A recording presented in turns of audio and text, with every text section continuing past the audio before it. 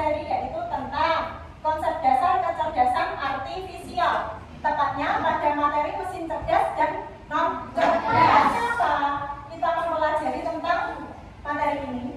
Ya, agar kita tidak gagap teknologi atau gaptek, tahu gaptek, tidak bisa mengoperasikan teknologi ya. Lalu yang kedua, agar kita bisa memecahkan masalah sehari-hari itu dengan mudah atau efektif dan efisien. Lalu tujuan untuk pembelajaran hari ini adalah kita menganalisis ya apa perbedaan mesin cerdas dan non cerdas, dan untuk menganalisis apa manfaatnya bagi kehidupan kita sehari-hari. Untuk kegiatannya apa saja hari ini yang akan kita lakukan agar kalian paham tentang materi itu? Yang pertama, nanti guru akan lakukan asesmen diagnostik awal atau untuk mengetahui kemampuan awal kalian tentang materi ini.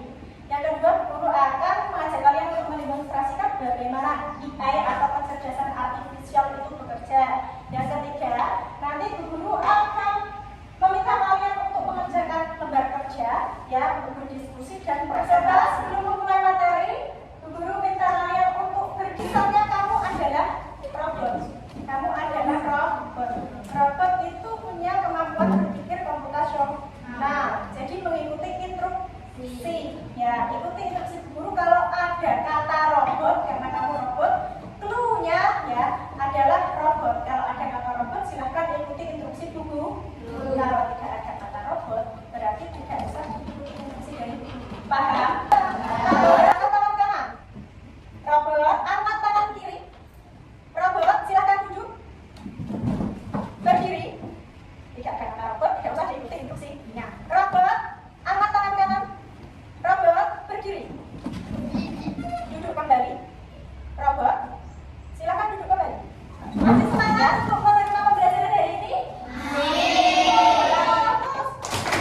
Melihat, mendengar, mengingat, fokus. Mendemonstrasikan bersama kalian bagaimana cara AI bekerja melalui AI for Ocean. Ini adalah robot ya, robot AI, robot yang memiliki kemampuan kecerdasan artifisial. Nama lainnya kecerdasan artifisial itu artificial intelligence. Ada yang mau lagi? Tunjuk tangan. Tunjuk tangan. Ayo Mas Wahyu Raisa, tidak boleh malu karena di kelas ini kita dilatih untuk percaya diri. AI ini akan menjalankan program sesuai yang diinputkan oleh programmer. Ya, nanti akan menganalisis apakah benda-benda yang ada di sini ini termasuk ikan atau bukan. Ya.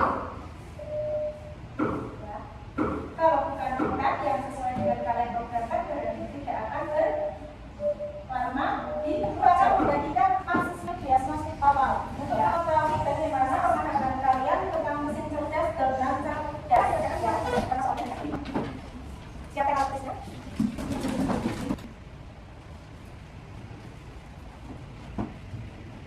Guru akan membukakan video tentang perbedaan mesin cerdas dan non cerdas. Coba didengarkan ya.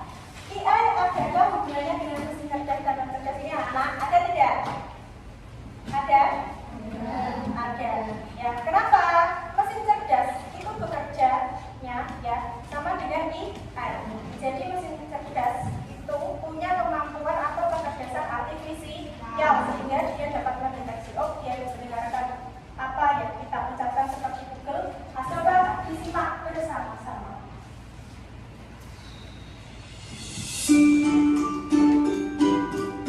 Mesin cerdas dan mesin non-cerdas. Coba guru tanya, mesin tadi adalah suatu alat apa? Yang membantu pekerjaan manusia. Ada berapa jenis mesin tadi? Sekarang dan apa? Video yang tadi guru utarakan. Contoh mesin non cerdas di sekitar kita apa? Di kelas ini ada? Kalau di rumah kalian? Proyektor, apa lagi? Remote. Yang bisa belajar tadi mesin cerdas atau non cerdas? Mesin cerdas. Nah, yang mengikuti instruksi manusia? Non cerdas. Ada perbedaannya.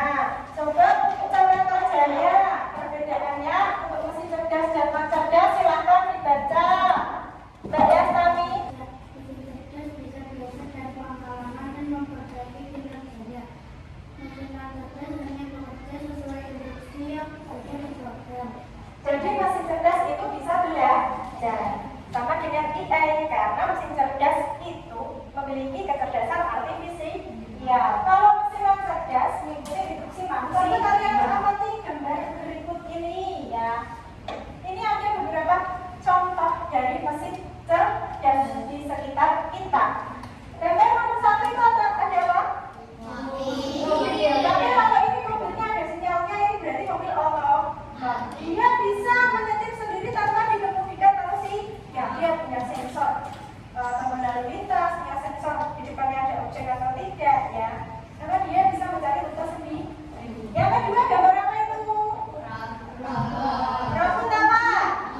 Robot anjing. Nah, biasanya ada yang sekarang teknologi baru itu yang membantu polisi untuk bisa melacak tempat-tempat berbahaya, mungkin ada jauhnya di suatu tempat seperti membantu polisi untuk melacak kejahatan ya. Lalu yang ketiga gambar apa anak-anak? Cleaner atau pembersih debu. Dia itu termasuk mesin cerdas. Kenapa? Dia bisa mendeteksi ya mana yang debu, mana yang bukan, sehingga bisa disegel masuk ke dalam vacuum cleaner. Nah, untuk yang di samping ini ada YouTube, Google Lens, Google Maps, dan Google Translate. Ini dia bukan robot tapi jenis kecerdasan artifisial yang ada di dalam HP dan laptop. Ya, penggunaannya setiap hari kalian pakai ini tidak? Pakai. Menurut kalian ini sangat canggih dan bermanfaat tidak? Canggih sekali ya. Bahkan pengetahuannya mungkin lebih luas daripada kita. Seperti YouTube, biasanya kalian mencari apa di YouTube? Video pembelajaran pernah tidak? Atau cara membuat layang-layang, karena nggak terlalu lagi ya. Google Lens, kita tadi mencari objek di Google ya, dengan foto, dengan sensor gambar. Berarti pakai penglihatan. Kalau YouTube pakainya bisa diketik ya, pakai saraf berarti. Bisa juga pakai, kamu pernah yang YouTube carikan aku video pernah pakai suara tidak? Ya, berarti ada sensor penglihatan. Kalau Google Maps apa? Pakai rute, bisa juga pakai mikrofon, dia punya sensor mendengar. Apa masih? Cerdas. Nomor 1 ini gambar apa anak? Ada manfaatnya bagi kehidupan kita? Sama. Kalau dulu pakai apa? Kalkulator samping ya. Nah, nomor 2 ini apa? Kalkulator ini bahkan juga ada di handphone. Jadi apa saja itu kalau ada di handphone. Jadi menurut kalian lebih praktis pakai mesin cerdas atau non cerdas? Nomor 3? Fungsinya untuk ya, bisa membuat jus, bisa menghaluskan makanan buat sambal biasanya daripada ngulek ya. Biasanya ibu sekarang pakainya blender. Yang nomor 4 apa anak-anak? Mesin cuci. Punya di rumah? Punya. Untuk membersihkan baju, mencuci baju ya. Lalu yang kelima apa? Fungsinya untuk setelah ini guru minta ya untuk kalian berdiskusi yang mengerjakan lembar kerja murid ya. Silakan kalian sudah berdasarkan kelompoknya yang sudah kita sepakati bersama. Ini kelompok 1, kelompok 2, kelompok 3 dan kelompok 6. Silakan perhatikan tantangan pertama TPS ya. Kalian harus menemukan di TPS tadi ada 6 mesin ya. Ada mesin cerdasnya, ada non cerdasnya. Nanti mesin cerdas silahkan diberi garis warna merah, non cerdasnya warna hitam. Paham? Untuk tantangan hubungkan mesin cerdas versus non cerdas ya, silahkan kalian jodohkan menggunakan garis warnanya warna hitam ya. Kalau yang terakhir kalian akan membuat puzzle gambar mesin cerdas dan non cerdas. Nanti ada 2 gambar. Kalian harus menentukan puzzle yang kalian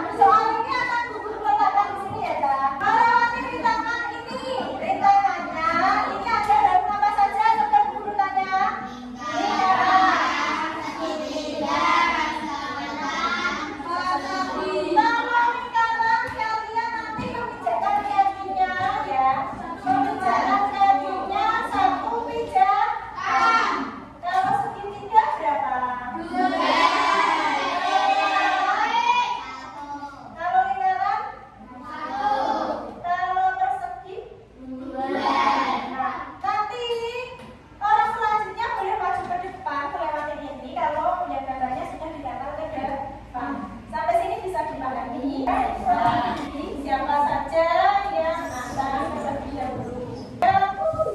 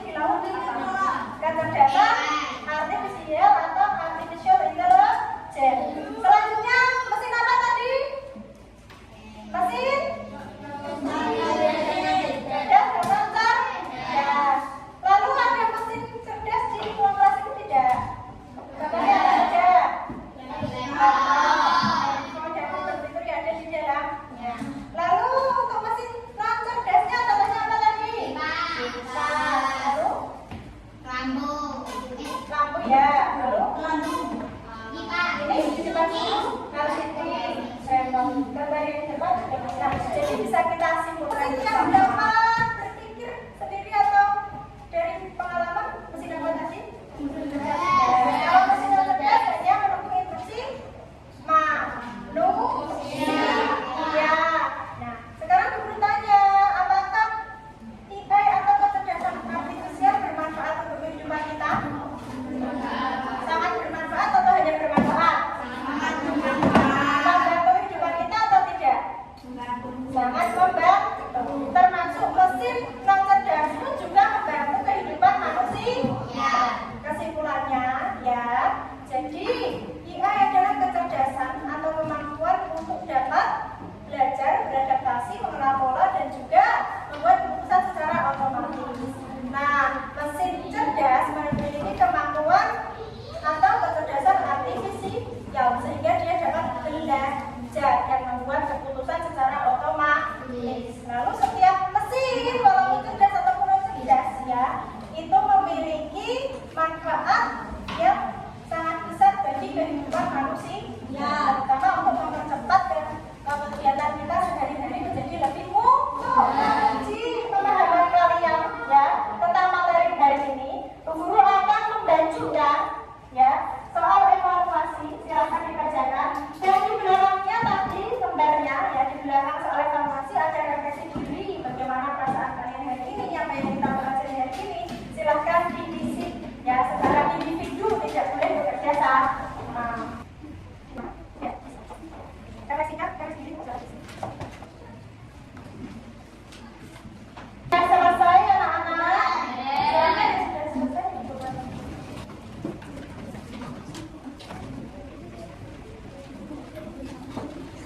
Untuk selanjutnya tidak lanjut di rumah, silakan kalian tuliskan nanti ya di rumah 5 mesin cerdas yang ada di sekitar rumah kalian dan 5 mesin non cerdas yang ada di rumah kalian. Bisa dipahami? Untuk pertemuan selanjutnya ya, kita akan belajar tentang cara mengoperasikan AI atau kecerdasan artifisial, YouTube, Google Lens, dan Google Maps ya. Nanti bisa membawa handphone ya. Silakan dipelajari dulu di rumah. Siap? Silakan disiapkan. Yang bertugas tadi siapa? Mas Abel. Ayo.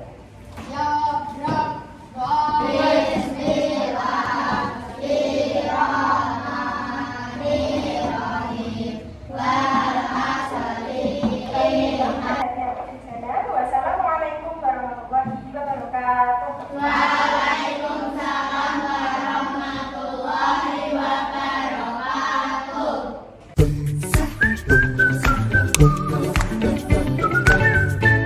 Assalamualaikum warahmatullahi wabarakatuh, Nita. Waalaikumsalam warahmatullahi wabarakatuh. Bagaimana kabarnya? Alhamdulillah sehat. Bumi bagaimana? Alhamdulillah sehat juga. Setelah Nita melaksanakan drill teaching tadi, praktek belajar KKA dengan materi konsep dasar kecerdasan artifisial dengan topik mesin cerdas dan non cerdas. Apa saja yang menjadi di sini saya sebagai observer sebelumnya ya, saya mau tanya sedikit dan mengajukan pertanyaan untuk Bu Nita. Kira-kira dalam mengajarkan pembelajaran KKA seperti tadi, terutama topik mesin cerdas dan non cerdas ya, apakah ada hambatan dan tantangan yang Bu Nita hadapi? Untuk hambatan dan tantangan tentunya ada itu. Karena Mungkin bisa memang disebutkan. KKA ini kan materi yang baru ya, terutama di SD. Apalagi sarana dan prasarana di SD untuk digital itu kurang. Sehingga tadi untuk saya mengajar KKA, terutama topiknya kecerdasan artifisial, saya lebih memilih untuk membandingkan mesin cerdas dan non cerdas. Karena apabila saya mencoba untuk mengoperasikan AI, untuk memfasilitasi anak-anak per kelompok mengoperasikan AI itu tidak bisa, karena tidak ada sarana prasarana yang menunjang. Apabila menggunakan HP juga mungkin orang tua itu belum memaklumi, takutnya khawatir kalau HP-nya hilang di sekolah seperti itu. Jadi saya pakai tadi pakai unplug, sehingga masalahnya tadi tantangannya di sarpras yang kurang lengkap untuk digital. Begitu berarti sarpras. Untuk pertanyaan selanjutnya, mungkin bagaimana cara Bu Nita menghadapi tantangan dan hambatan biar terselesaikan dengan masalah apa yang terjadi di kelas ini? Oke, baik. Untuk menghadapi tantangan tersebut, saya tadi menggunakan aktivitasnya unplug ya. Walaupun tadi memanfaatkan beberapa digital seperti laptop, tapi kan prakteknya hanya beberapa anak, tidak bisa menyeluruh. Jadi saya mengadakan permainan game agar pembelajaran itu bisa tercapai tujuannya dengan maksimal dan anak juga merasa senang begitu. Tadi saya menggunakan game, permainan unplug dan juga LKM, begitu saja. Nah, mungkin untuk harapan kedepannya Bu Nita untuk pembelajaran KKA berikutnya seperti apa? Harapan saya dengan adanya mata pelajaran KKA ini ya, kemampuan anak dalam berpikir tingkat tinggi atau HOTS ya, dan juga mengoperasikan berbagai perangkat digital itu bisa meningkat.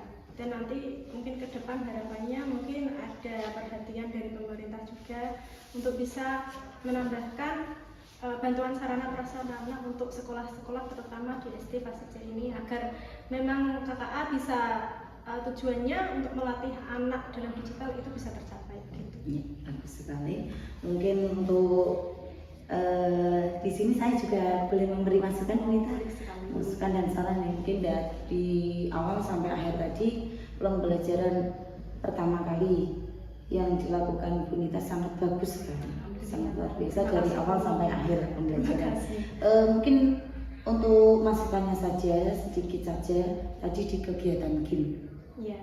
Kegiatan game tadi mungkin lebih baik 4 kelompok tadi tidak ada kompetisi karena jika ada kompetisi mesti dalam hati anak itu akan timbul rasa tidak percaya diri. Mungkin agar lebih efektif mungkin bisa dijadikan satu. Oke, baik. Tapi tadi maksud saya itu untuk menambah semangat siswa begitu Ibu.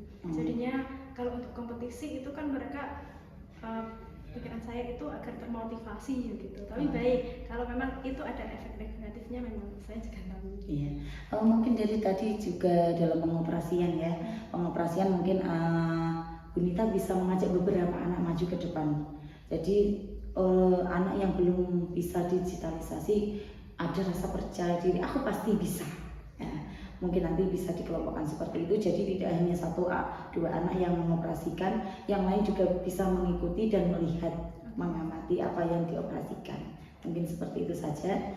Sebelumnya semua pembelajaran yang Bunita ajarkan anak semuanya sudah bagus. Semoga bermanfaat untuk anak. Semoga dapat juga meningkatkan kompetensi kita ya dalam mengajar, dalam pelatihan diklat, sehingga nanti semua dalam pembelajaran KKA bisa tercapai dan anak bisa menguasai kemampuan di era digital. Iya, terima kasih Bunita untuk di sini sebagai observer. Maaf apabila ada kata-kata saya yang salah.